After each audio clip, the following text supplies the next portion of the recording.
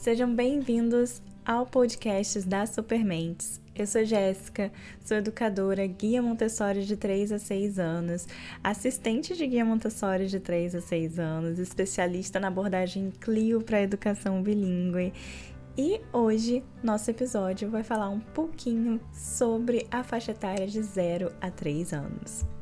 Montessori desenvolve seu método com crianças de 3 a 6 anos em 1907 na Casa das Crianças em Roma.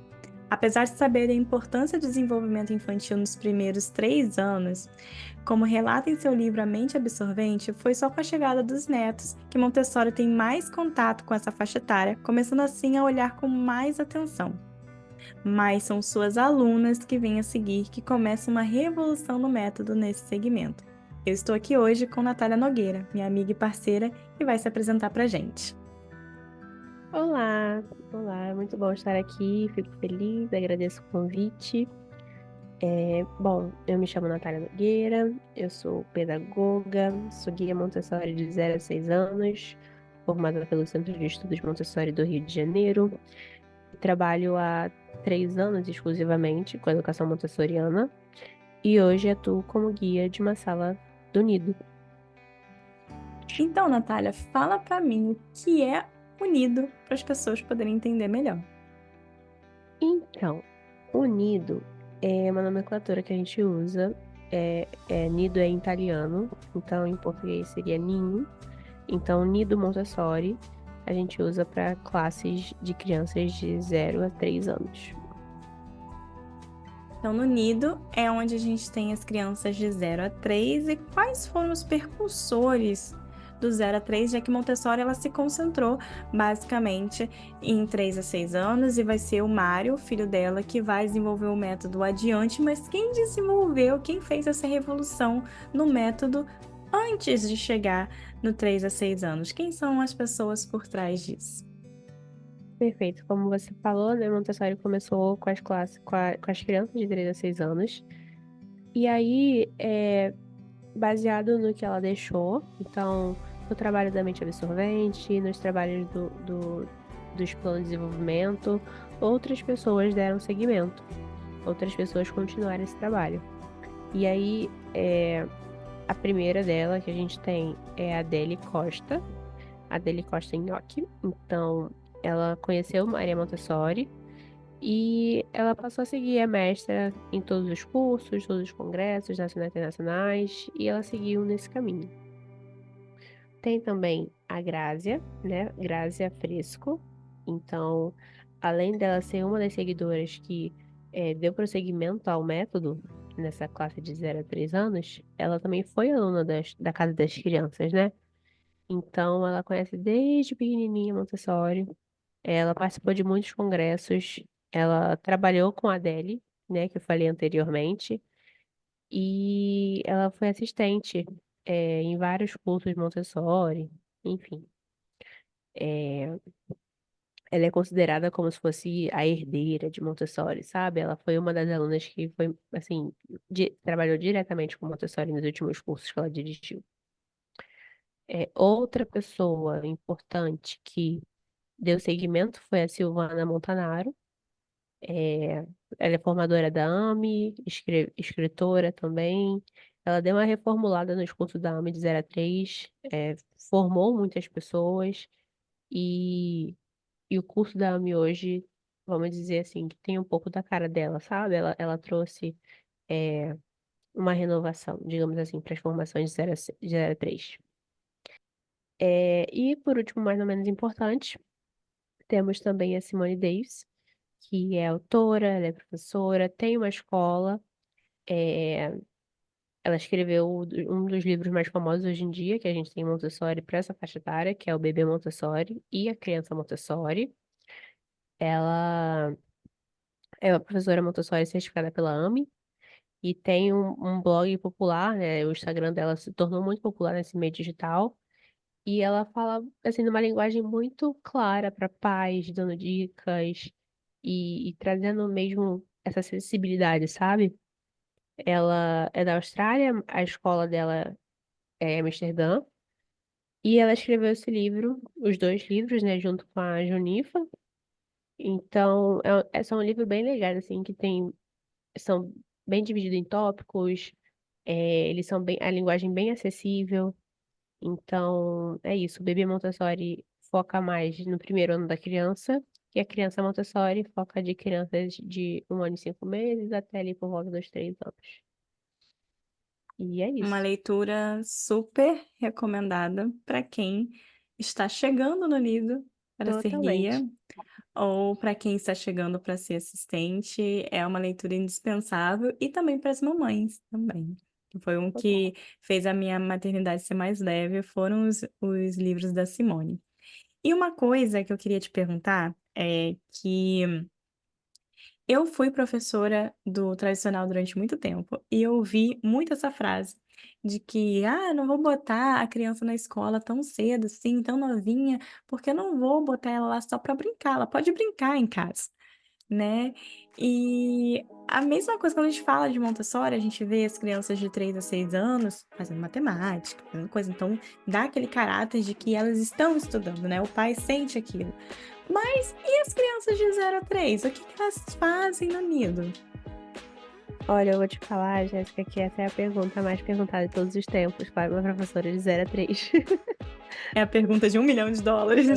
Todos querem saber o que os bebês fazem na creche, na escola, no nido, em Montessori. Como você faz Montessori com os bebês? Então, Jéssica, o nido funciona muito como uma grande comunidade infantil, sabe? Acho que, inclusive, é esse termo que a AMB tem usado. As crianças vão lá para aprender a viver em sociedade, sabe? Assim, é o primeiro espaço que eles estão, que é fora da família, do seio familiar ali, né? Da mãe, do pai. Então, eles conseguem socializar com outras pessoas, viver, perceber que existe outra pessoa ali além dela, né? Ela aos poucos percebe que ela é um indivíduo, além dela e da mãe, né? E aí, logo que ela vai para a escola, para creche, enfim, ela percebe que tem outras pessoas além da família. Então, essa grande convivência e essa percepção do eu, né? Então, é isso, os bebês fazem isso na creche. E não só isso, mas como descobrir o mundo, né? O que que tem mundo afora, além da minha casa, além da minha mãe. Então, é um tempo de muitas descobertas, de muita aprendizagem, de muita socialização. E eu acho que é fundamental uma criança poder conviver além da sua família, sabe? Nessa faixa etária. Acho muito importante, muito bom. Eu vejo pelas crianças que estão comigo há mais tempo, assim, tenho crianças de 1 ano e 4 meses que estão comigo desde os 6 meses. E aí você vai perguntar, Natália, mas você acha que uma criança de 6 meses deveria ir para a escola? Não necessariamente. Mas se você fosse optar entre colocar uma babá, colocar a criança na escola, eu falaria para você colocar ela na escola. Então, você precisando desse lugar, eu acho que é um lugar fundamental, assim, para a vida da criança. E é nítido ver como essa criança de 1 ano e 4 meses que tá na escola desde os 6 meses é uma criança mais segura de si, sabe, assim, quer descobrir o mundo, uma criança ávida, uma criança curiosa, e, e é isso. Onde eu trabalho, a gente funciona tanto integral, mas quanto só o tempo da escolaridade. E tem não só a parte, claro, dos cuidados. Hoje em dia se fala muito dos cuidados maternos, né? Porque normalmente a mãe que faz, mas dos cuidados pessoais, né? Das crianças. Mas também a gente trabalha com as áreas do conhecimento, como linguagem, como vida prática. Então, movimento, 0 a 3 é muito movimento, muita linguagem. E é isso. Eu penso muito que a base da nossa educação tradicional que a gente tem aqui no Brasil vem muito de Piaget, né? E o Piaget, ele foi aluno da Montessori e ele desenvolve a epistemologia dele toda baseada nos estudos da Montessori, né? E ele que vem não com essa teoria, né? Com essa afirmação do egocentrismo da criança, em que até os 3 anos tudo gira em torno dela, tudo é para ela e tudo mais. Uhum. E ele só afirma isso. E ele não dá nenhuma contraposição e tal. E a gente chega numa escola tradicional, numa creche, com isso. Ah, a criança, ela é individualista, ela é egocêntrica, por isso que ela toma o brinquedo do coleguinha, é por isso que ela bate, é por isso que ela chora querendo ficar com a mãe e faz a birra. E a gente vê em Montessori que não é bem assim. Né, que realmente a criança ela é egocêntrica porque ela sai de um núcleo, né, que é o útero da mãe, não é nem a família, ela sai do útero da mãe, que é o lugar dela, onde só existe ela, a não ser que ela seja gêmea, né, de uma pessoa. E aí ela é colocada no mundo, e o mundo ele é coletivo. E o que a Montessori traz, ela afirma isso também, que é um ser individual, é um ser egocêntrico, mas ela propõe que a gente socialize essa criança e a gente tire o mais rápido possível esse sentimento individualista para ela poder se sentir parte de uma comunidade. Isso que você falou, que a AMI usa, é até um termo que uma colega minha que tem uma escola bilíngue Montessori usa, que o programa, ela chamou o programa Montessori dela de Toddler Community. Toddler é essa faixa etária de 1 ano até 3 anos em inglês, e o community, que é você fazer parte de uma comunidade, onde todo mundo ajuda. E uma coisa que eu gosto muito que ela faz, que é uma coisa que eu quero desenvolver na minha escola também, só que eu ainda não tenho espaço e materiais necessários para isso, é que ela diz que toda vez que a gente vai lanchar, que eles vão lanchar, eles têm que produzir alguma coisa do lanche, seja o pão, seja a geleia. E eu tava vendo um documentário agora recente, onde as crianças vão servir a mesa e ia ser macarrão no almoço. Então elas preparam um molho. Ah, que amor. Sim, Então, sim. Então, é muito sobre isso, né? Da gente desconstruir essa ideia de que a criança é o centro do universo, né? É o sol, e que só depois dos 3 anos que ela vai se tornar um ser social. Ela já é um ser social. Nós, seres humanos, somos seres sociais. E eu vejo muito isso com o meu filho, que a gente aplica Montessori desde que ele nasceu aqui em casa. Ele estudou numa escola montessoriana. E eu vejo que ele nunca foi um bebê inseguro, como você disse. Ele sempre foi um bebê que realmente, quando ele via estranhos, ele se recolhia, mas com o tempo de socialização, que aquela pessoa conversava com ele, trocava com ele risos, olhares, toques, ele já ia com aquela pessoa e não estranhava tanto. Ele é uma criança que nunca chorou para ir para a escola porque ele foi socializado desde sempre. Então a gente saía para passear, a gente socializava com as outras pessoas, com outras crianças pequenas, o que é muito importante. Então ele se sente confiante. E isso tudo faz muita diferença na vida dele pra frente, né? Total, total. É, e é isso, assim, viver em comunidade é você conviver com pessoas diferentes, de faixa etárias diferentes. Não tem como a gente ter, você estava falando, né? É, as crianças têm a sua faixa etária, têm suas especificidades, mas não tem como a gente viver numa comunidade onde todo mundo tem a mesma idade. Isso aí vai causar algum tipo de lamento, né? Vai causar algum conflito. Mas quando você tem uma classe onde tem várias crianças de várias faixas etárias diferentes, de um período ali, aquilo se torna uma verdadeira comunidade, porque um sabe mais, o outro está aprendendo, o outro está ensinando. Então, é de uma riqueza. A gente vive, a gente em sociedade adulto vive assim, né? O nosso chefe tem uma idade, aí o nosso colega de trabalho tem outra, e isso é de uma riqueza muito grande. É, a gente precisa conviver com as crianças assim, como é isso, sabe? Você falou perfeitamente.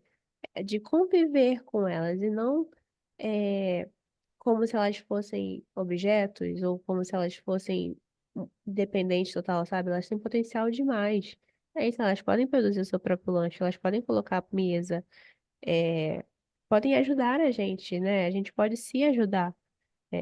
Ela faz uma coisa assim, né? Contribui ali da parte dela no que ela pode, a gente faz a nossa parte, enfim, como uma sociedade mesmo, conviver em paz com as crianças. Acho que não tem jeito melhor, verdadeiramente. A gente até começou a falar, né, o que que a gente faz numa sala de 0 a 3, né, no nido. E a gente também tem que lembrar que o nido é um pouco mais simples do que uma sala de 3 a 6. Sim, sim. A gente tem menos materiais estruturados, assim, como numa classe de 3 a 6. E como as áreas do Isso. conhecimento são mais flexíveis, né? Então também a gente consegue ter essa, essa mobilidade aí com os materiais. Quais são as áreas de conhecimento que a gente trabalha no Nido? Então, no Unido a gente trabalha muito a linguagem. Eles estão nesse período da mente absorvente, do período sensível da linguagem. Movimento, muito movimento. Então, coordenação motora ampla, coordenação motora fina, e vida prática. E são essas as áreas, assim. Vida prática, o coração de Montessori. Exato, é o coração de Montessori. E a vida prática, Jéssica, numa turma de 0 a 3, não é sobre versar líquidos, transpor sólidos. A vida prática em 0 a 3 é o adulto. É viver a vida ali, sabe? No dia a dia, quando a gente vai trocar uma fralda, quando a gente vai lanchar, quando a gente vai trocar de roupa, tomar um banho. Isso é o verdadeiro viver a vida prática numa turma de 0 a 3. Então a gente pode chegar num senso de que se na escola tradicional a gente fala que a criança vai lá só para brincar, a gente pode dizer que numa escola montessoriana a criança vai para a escola para viver. Completamente, exato.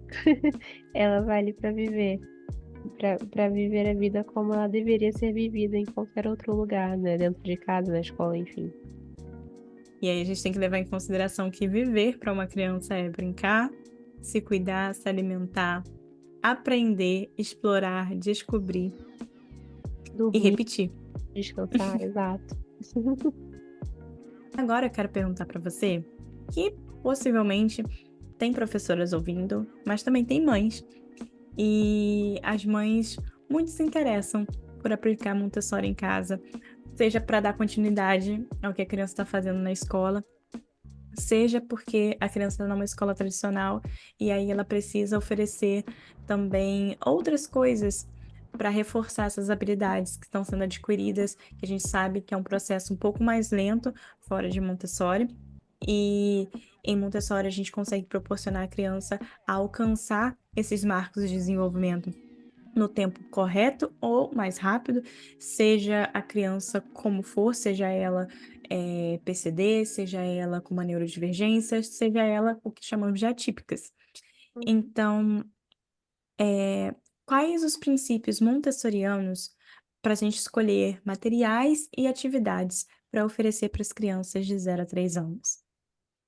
Perfeita pergunta, Jéssica. Então, a gente pode não só escolher, como a gente também pode, em 0 a 3, a gente confecciona muitos materiais também, sabe? Isso é bem mais acessível nessa faixa etária. É, é mais acessível e mais flexível.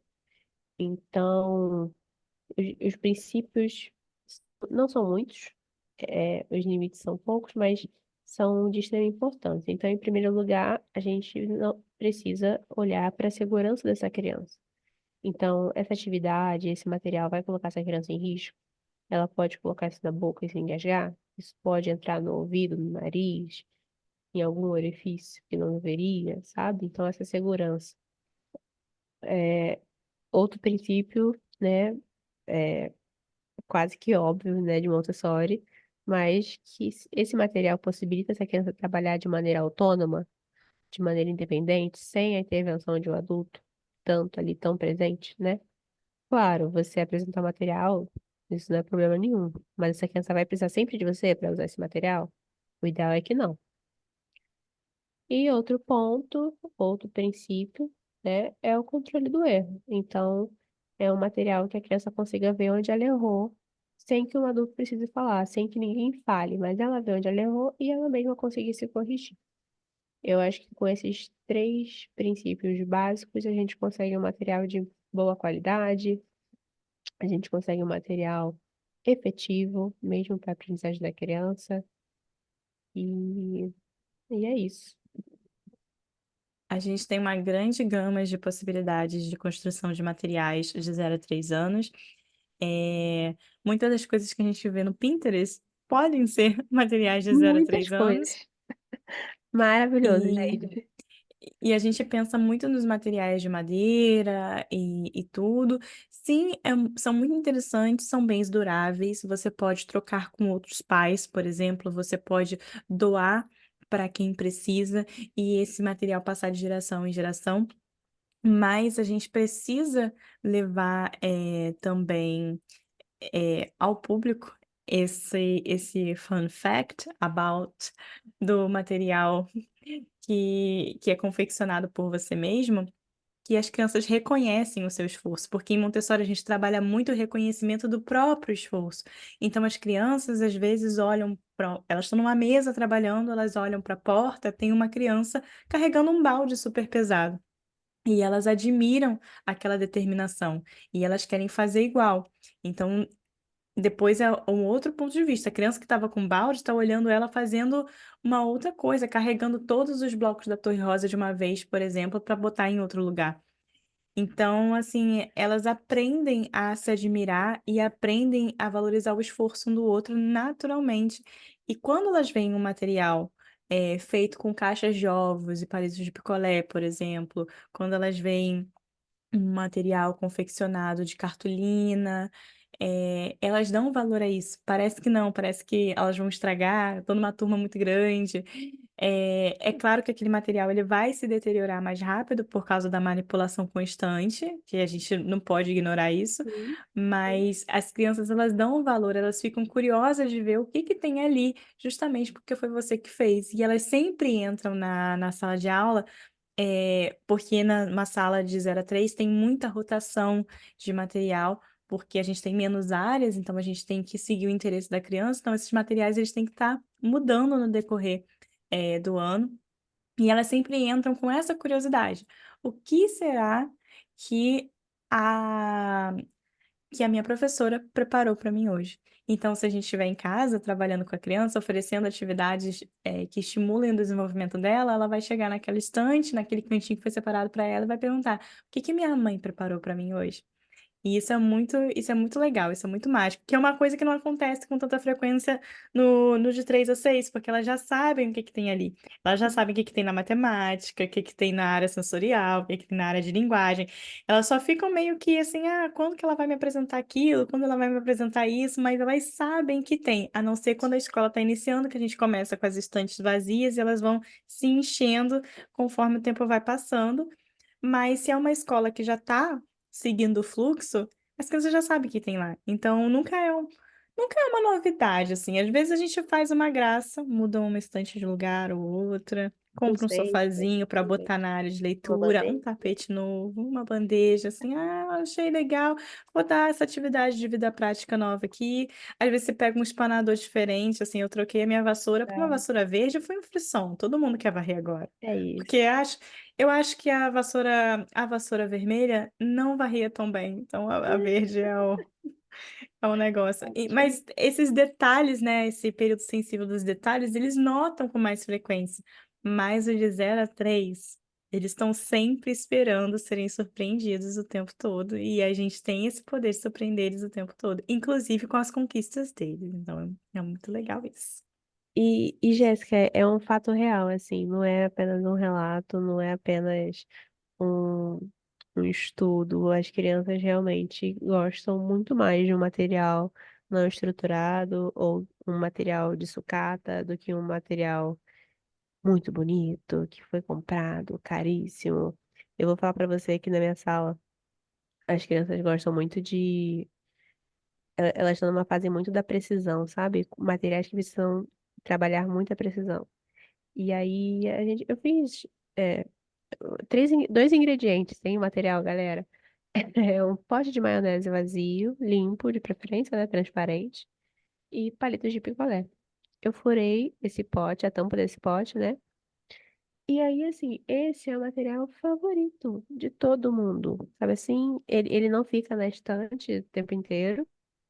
Ele é um material mais rotacional, porque como a gente falou, né, da segurança, o palito nem sempre ele é seguro quando a gente tem uma classe com crianças muito pequenas. Então, ele precisa do adulto ali, né, mais perto. Então, sempre que eu levo ele, é assim, quase que uma fila para trabalhar com o material, sabe? Tipo, todos perdem para o palitinho.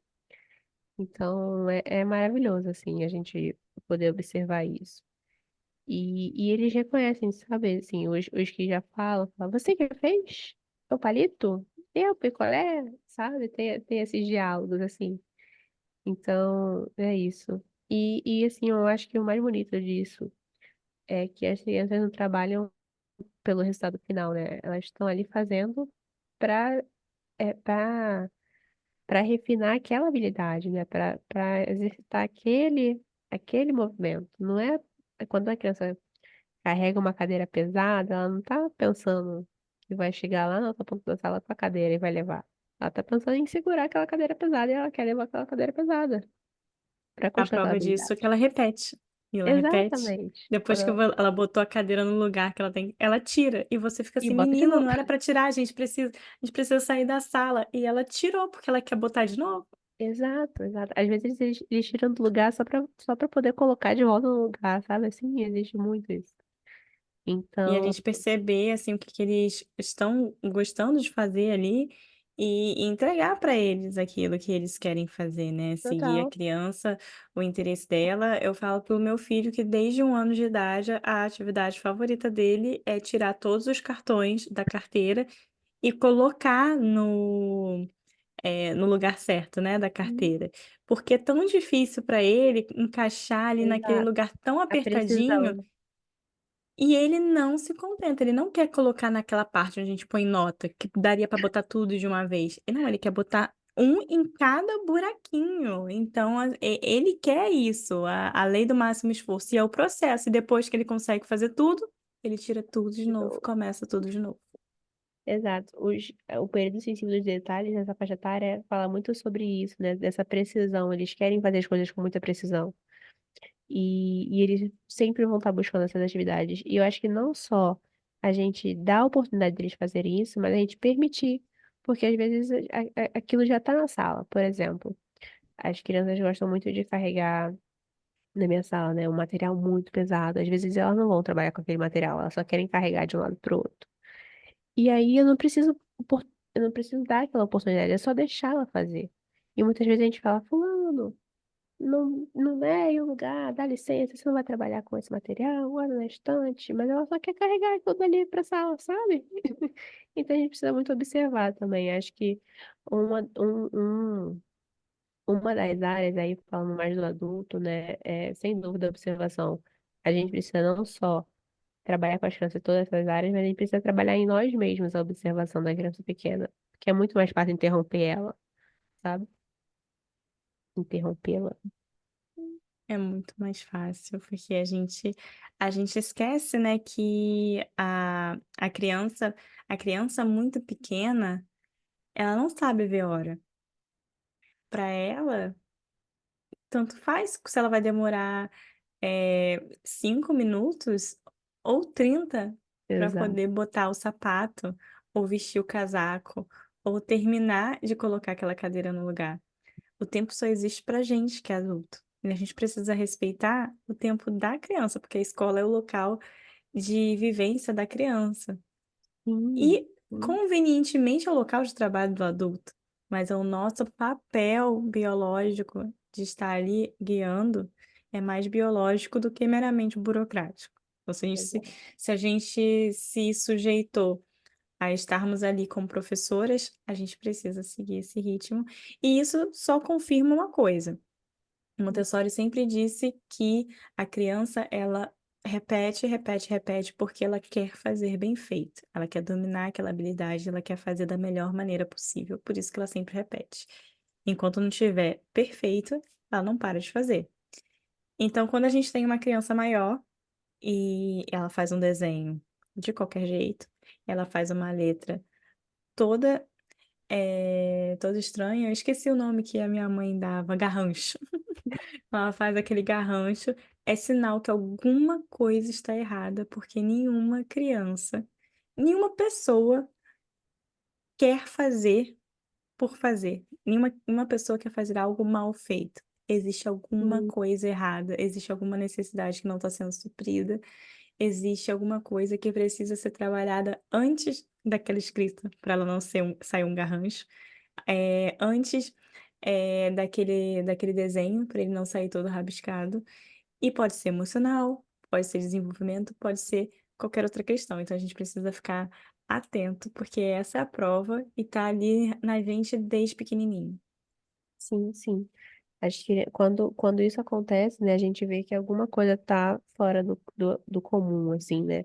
As crianças, é, elas querem fazer, elas querem se mostrar que são capazes.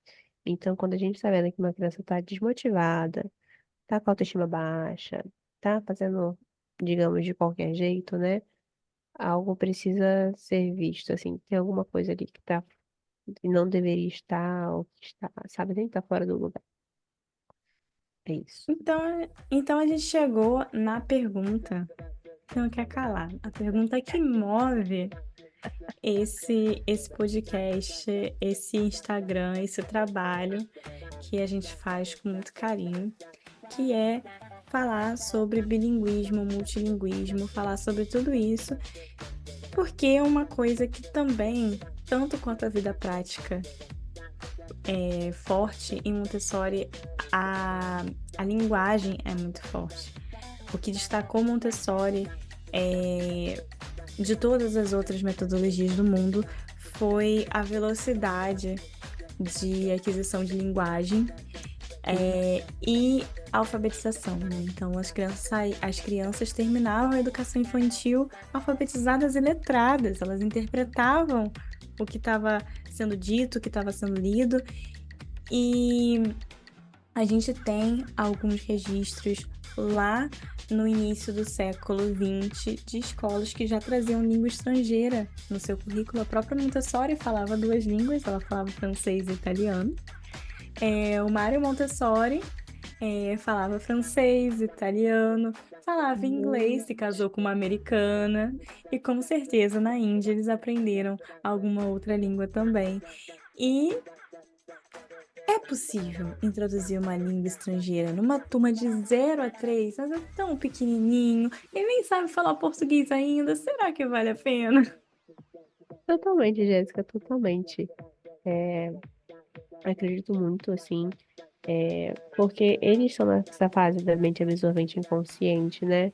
Então, essa fase da mente absorvente nada mais é o que o próprio nome já diz, eles estão absorvendo tudo que está em volta, né? Então, não só a linguagem, mas como o ambiente, o comportamento, enfim, tudo.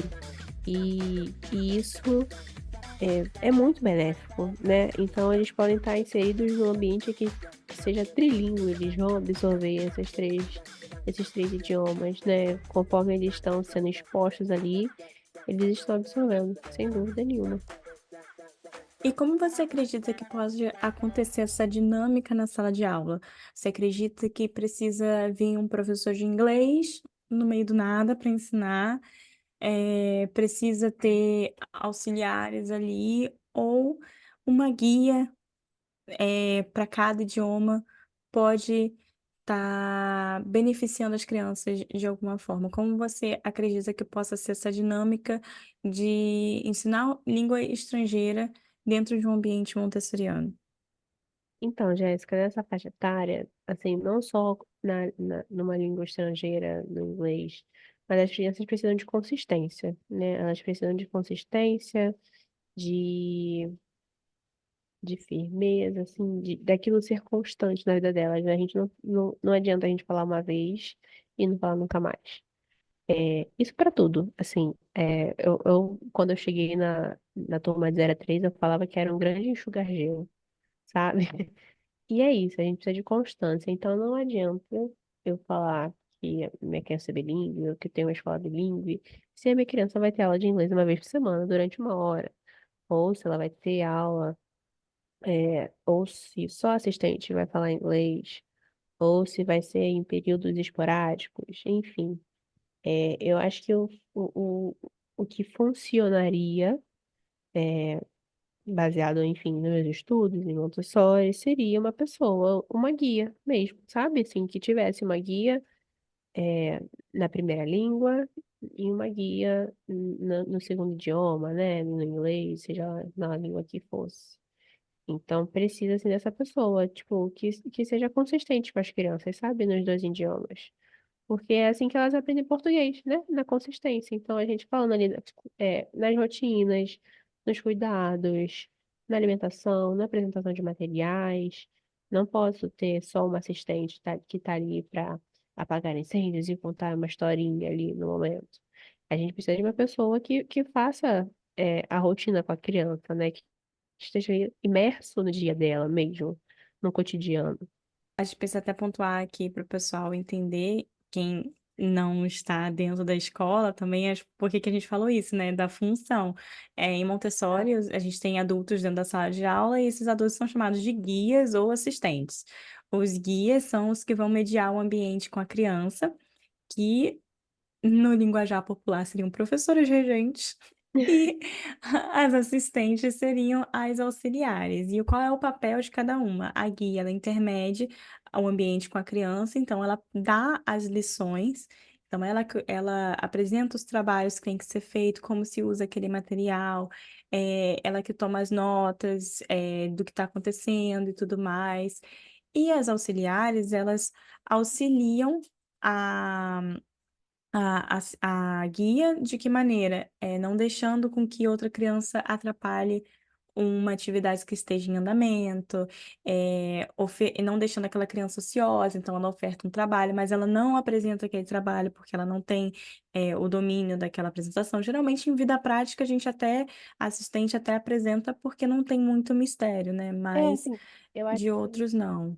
eu Separar acho uma briga, intermediar algum exato. conflito, coisas assim.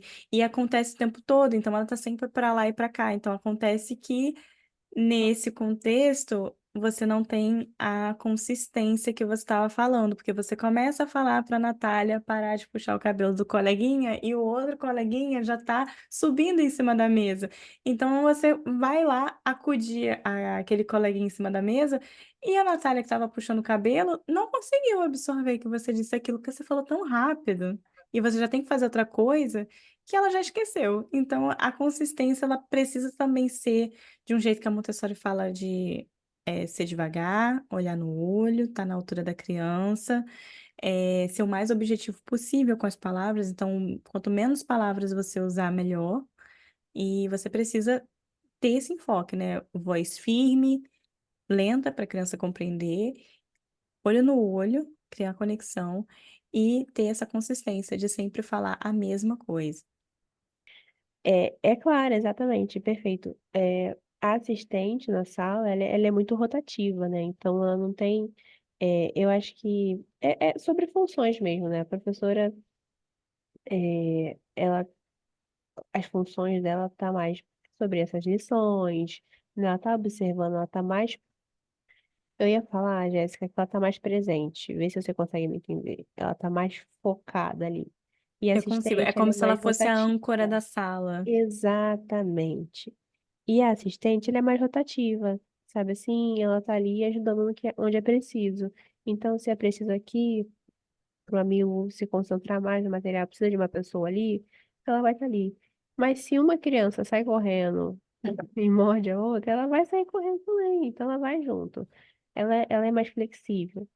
E ela vale Então, lembrar que também, se faltar uma pessoa em alguma área da escola, é a assistente que vai lá dar o auxílio e exato, não é a guia. Então, a guia, exato. ela sempre está ali. Então, essa importância da guia de estar ali, de não ser interrompida, de estar sempre presente, estar sempre em contato com as crianças, é muito importante para Perfeito, criar essa consistência. perfeito, exatamente.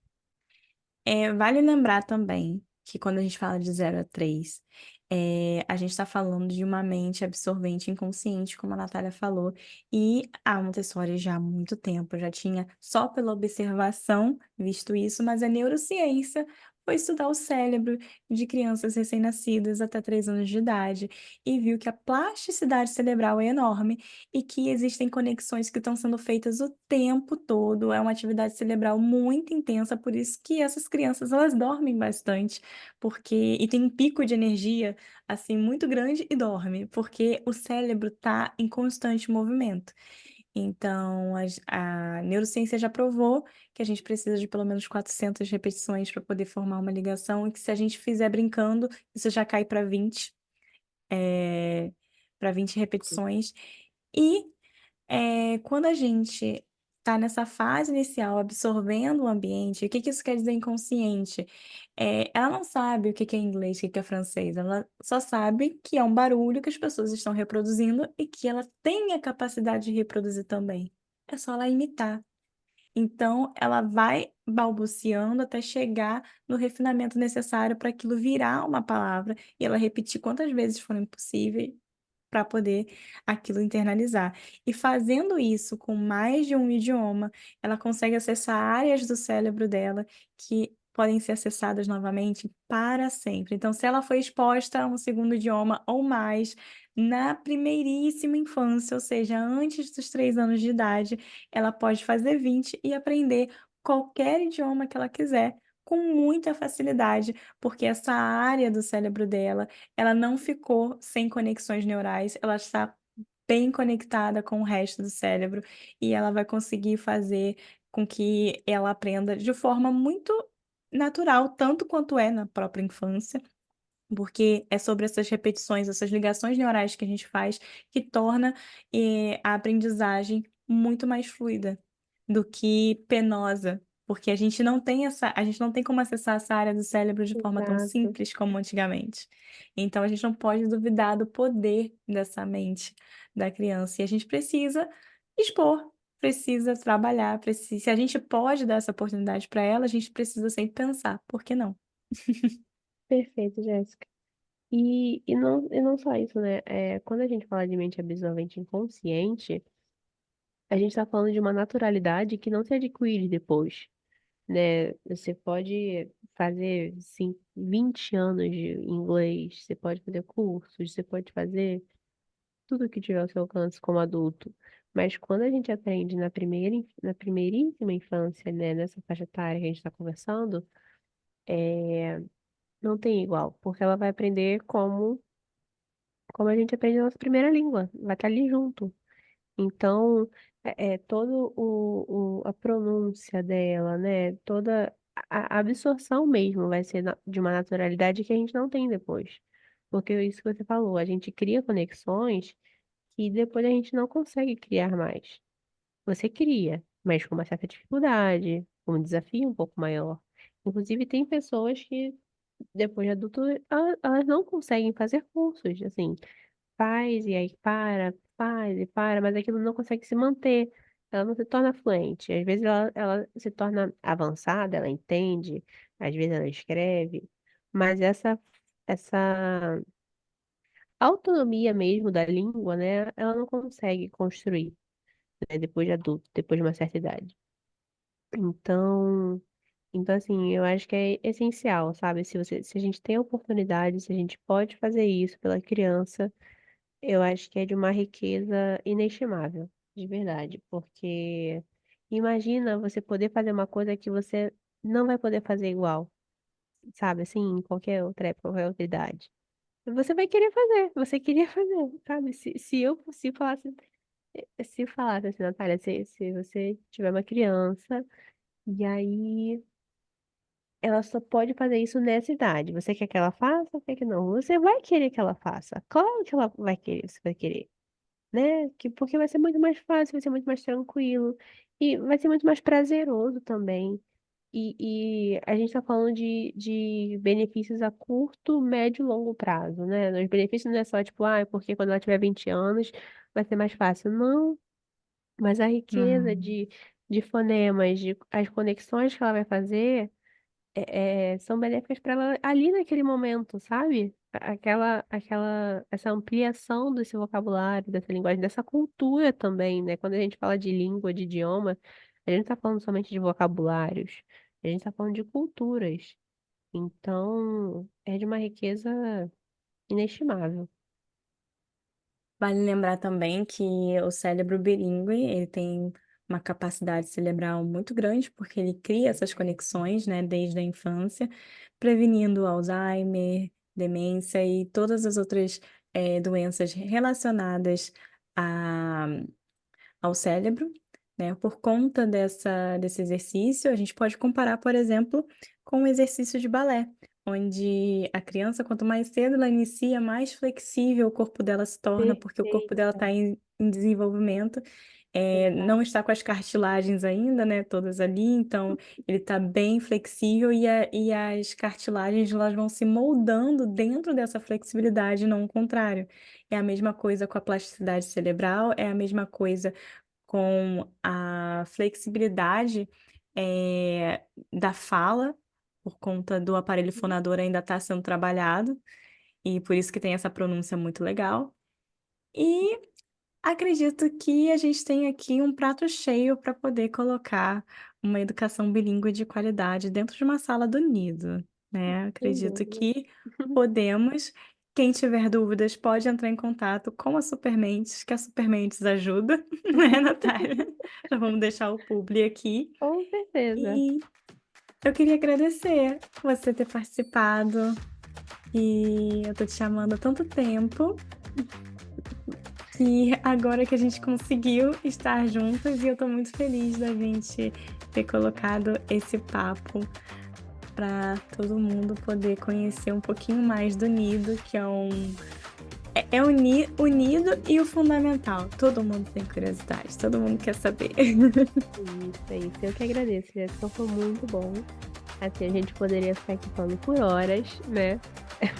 É um assunto. Mas amanhã é sábado letivo. Exato. Eu vou adorar assistir, ouvir esse podcast de novo e relembrar desse dia. Enfim, eu que agradeço. Foi um prazer estar aqui com você. Pode me chamar sempre, estou à disposição. Muito obrigada pelo convite. É uma honra, assim, me sinto honrada de estar aqui falando do Nido. Muito obrigada.